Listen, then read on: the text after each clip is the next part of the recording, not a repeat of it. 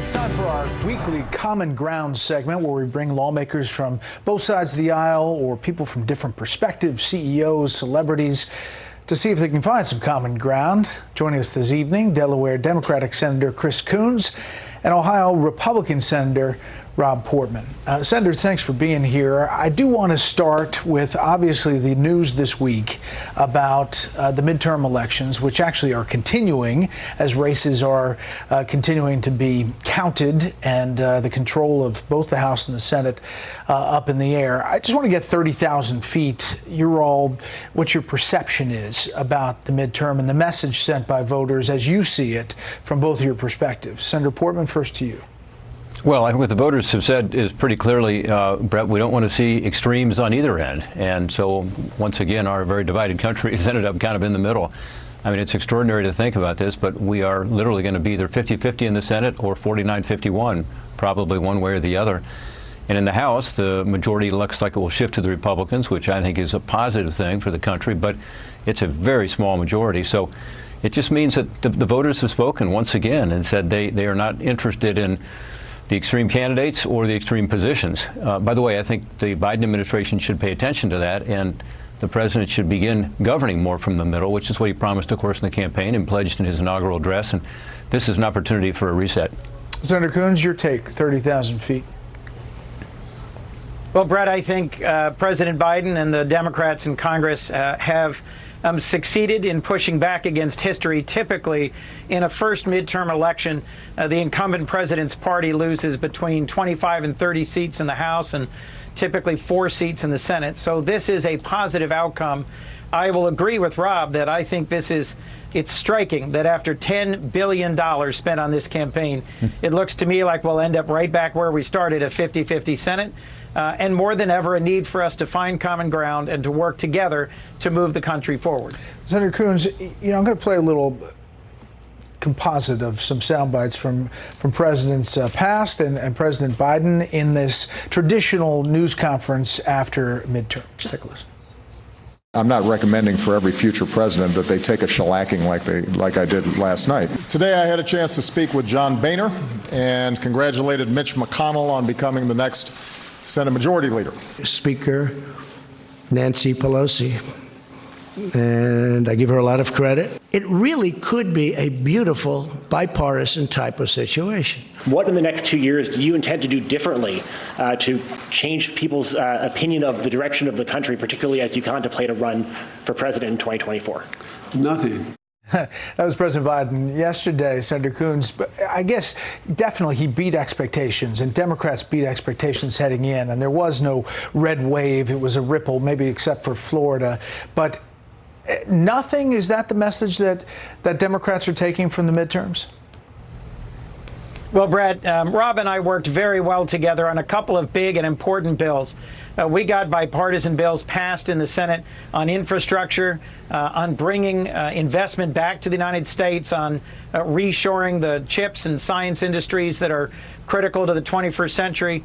And it's my hope that going into the next Congress, it's that sort of work that will get priority and will get emphasis. Well, first, let me say so much for the reset in terms of President Biden's comments that nothing's going to change. Something should change, and we should figure out a way now to work together. It is divided government. You will have a majority in the House, which is different. We'll see what happens in the Senate. I tend to agree with Senator Coons. We're likely to end up back where we are.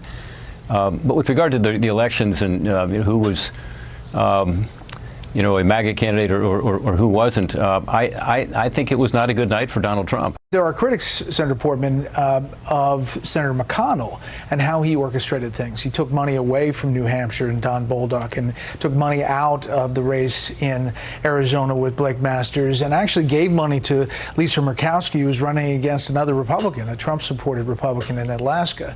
And so is that criticism fair of the Senate Minority Leader? No, I'd say just the opposite. Some people say that the $100 million or so on that President Trump had was not used very much in terms of these races, and there's a fact basis for that. You can look at how much money was put in. But as an example, in Ohio, J.D. Vance was behind at some points, and then he was tied. It was a tight race. It was Senator McConnell who stepped forward and provided over $30 million for Ohio, which is unprecedented.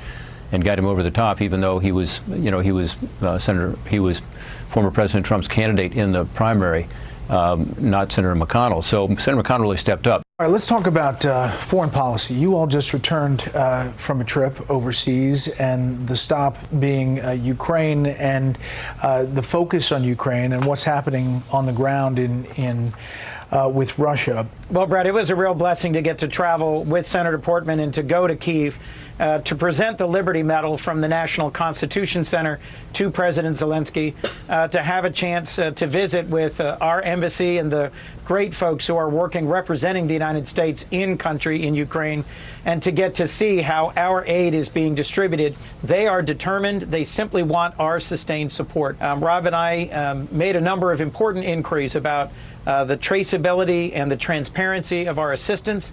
And I think going forward, we should continue to be reliable and robust supporters of Ukraine's fight for freedom. And what about the negotiation possibilities? Look, I agree that President Zelensky and the Ukrainians have to be open to the possibility of negotiations, but on their terms, not on Russia's terms.